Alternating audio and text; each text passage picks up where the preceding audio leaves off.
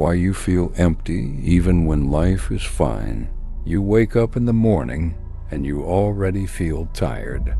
Not physically tired, not the kind of tired that sleep can fix.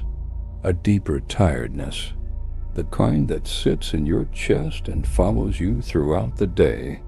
You look at your life and you know logically that nothing is wrong. You have responsibilities. You have routines.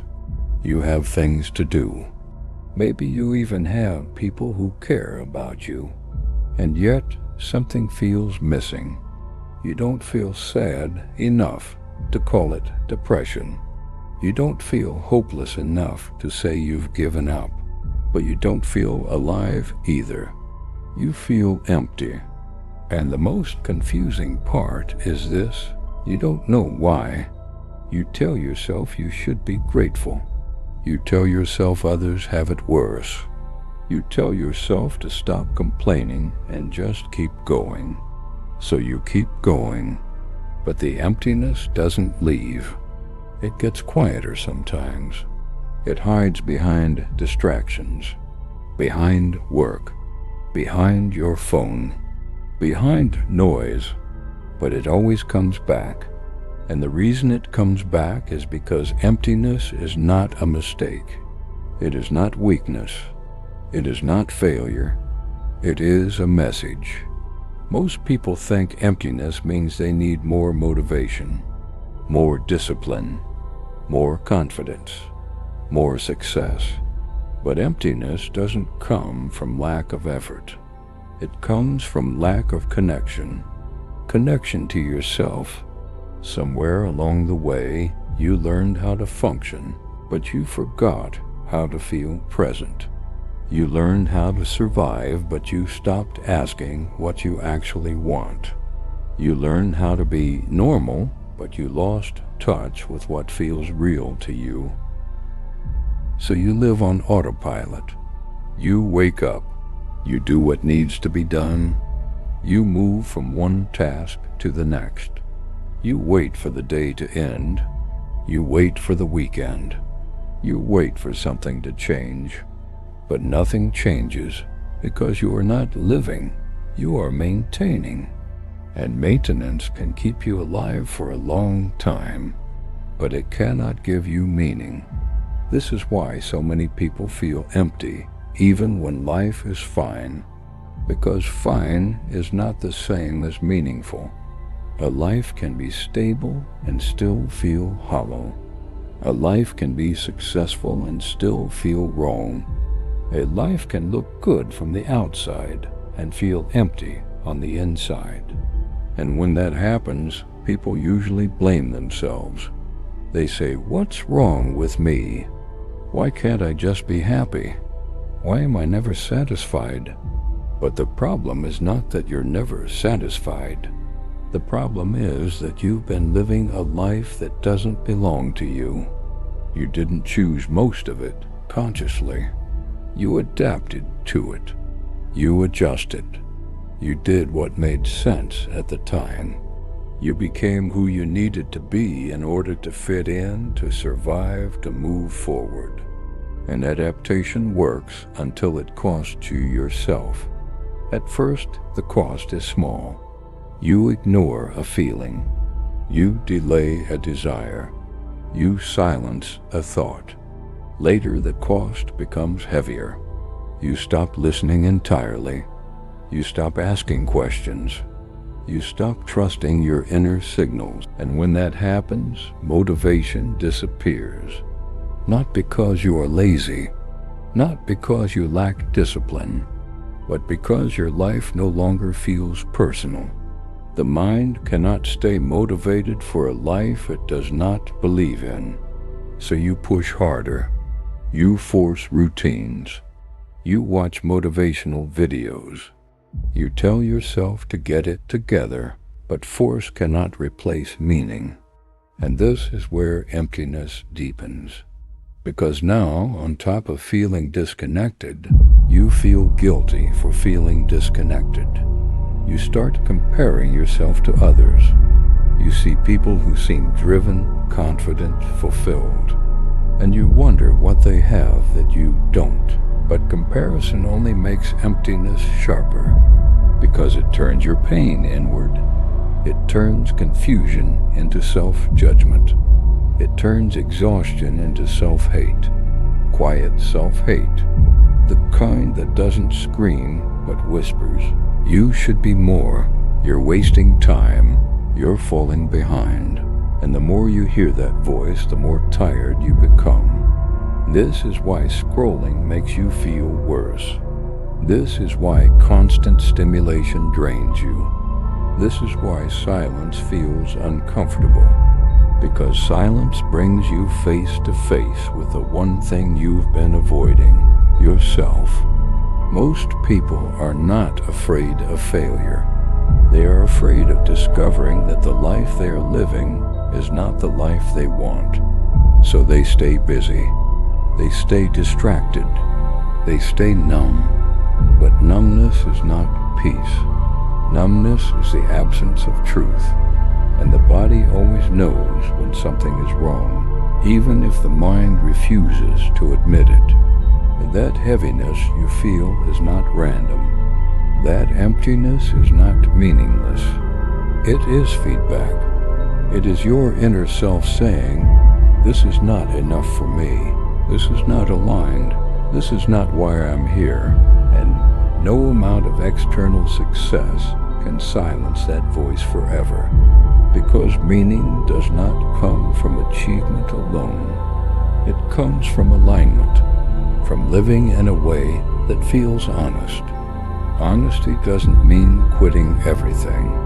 It doesn't mean destroying your life. It means listening again. Listening to what drains you. Listening to what energizes you. Listening to what feels dead and what feels alive. Most people don't feel empty because they lack something outside.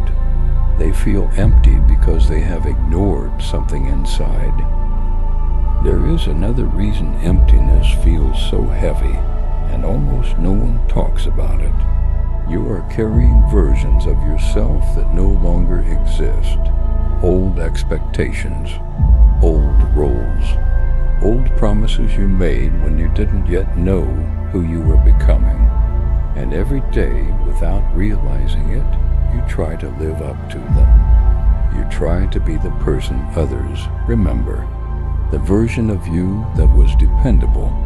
The version that didn't question too much. The version that kept things together. But you are not that person anymore. And pretending to be someone you've already outgrown is exhausting. This is why rest doesn't help. This is why vacations don't fix it. Because the tiredness is not physical. It is existential. It comes from carrying identities that no longer fit your inner world.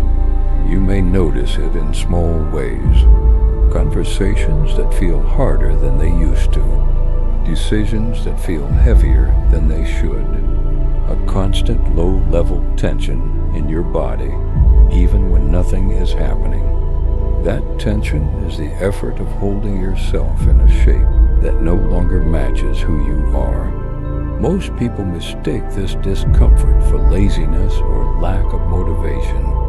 But it's not that you don't want to move forward. It's that you don't want to move forward as the wrong version of yourself. So you hesitate. You delay. You feel stuck. Not because you don't know what to do, but because doing the obvious thing would require betraying something inside you. Emptiness often appears when your inner values have changed, but your outer life hasn't caught up yet. Your mind has grown, but your environment stayed the same. Your awareness has deepened, but your routine stayed shallow. And that gap creates friction. This is why advice from others often feels useless. They speak to an older version of you. They offer solutions for problems you no longer have. And when you try to follow their advice, it only deepens the emptiness. Because growth creates loneliness before it creates clarity. You start seeing things others don't question. You start feeling limits others are comfortable with. And that awareness can feel isolating. But isolation is not emptiness. Isolation is temporary. Emptiness is what happens when you deny the direction your growth is pointing you toward. There's a quiet grief hidden inside emptiness. Grief for the person you could have been if you had listened earlier. Grief for the time you spent being smaller than you felt inside. Grief for the risks you didn't take but active listening, the kind that says, I don't know yet, but I'm willing to find out. And slowly, clarity begins to form, not as a loud revelation, but as a quiet sense of direction. A feeling of this matters returning in small moments. That is how emptiness ends, not by force, but by alignment. One honest step at a time. Most people don't suddenly wake up one day feeling empty. Emptiness is built slowly, quietly, over years. It begins the moment you learn that certain parts of you are not welcome, that being too emotional is a problem, that asking too many questions is annoying, that wanting more is unrealistic. So you adjust. You soften your reactions. You hide your intensity. You shrink your curiosity. Not because you want to, but because you want to belong. As a child, belonging feels like survival. So you become what is needed, the good one. As you grow older, the roles become more complex. You are no longer just a child trying to belong. You become an employee, a partner, a friend, a version of yourself that fits expectations. And slowly, without noticing, your life becomes performance. You say the right things. You react the right way. You do what makes sense. But inside you feel distant, because performance requires distance. You cannot be fully present while acting. This is why people who have it together often feel the most empty. They are praised for who they appear to be, not for who they actually are. And when your worth depends on the role you play, you begin to disappear behind it. You stop asking yourself how you feel and start asking how you should feel. You stop listening inward and start monitoring outward. And emptiness grows, not because life is hard, but because life is no longer yours.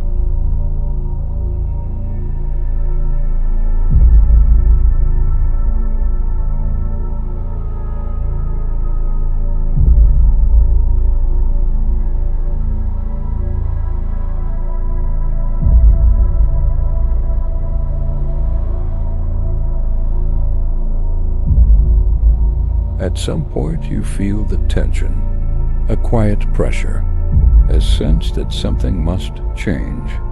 But fear steps in. Fear of ruining what you've built. Fear of starting over. Fear that it's already too late. So you delay. You tell yourself later, after this phase, after this year, after things calm down. But time does not pause for clarity, and delay slowly turns into regret. This is one of the deepest sources of emptiness, knowing that something inside you wants more, and choosing comfort instead. Not once, but repeatedly, until the distance between who you are and who you could be feels unbearable. Emptiness is not impatience. It is grief for the life you haven't lived yet. And that something doesn't disappear. It waits. It waits patiently, quietly, until you are tired enough to stop running, until you are brave enough to ask, what do I actually want? What part of me has been silent? What am I afraid to face? Emptiness is not asking you to fill it with noise. It is asking you to fill it with truth. And the moment you stop fighting it, the moment you stop shaming yourself for it, the moment you stop pretending it shouldn't exist, it starts to guide you, not toward an easy life, but toward a real one. You don't feel empty because your life is meaningless.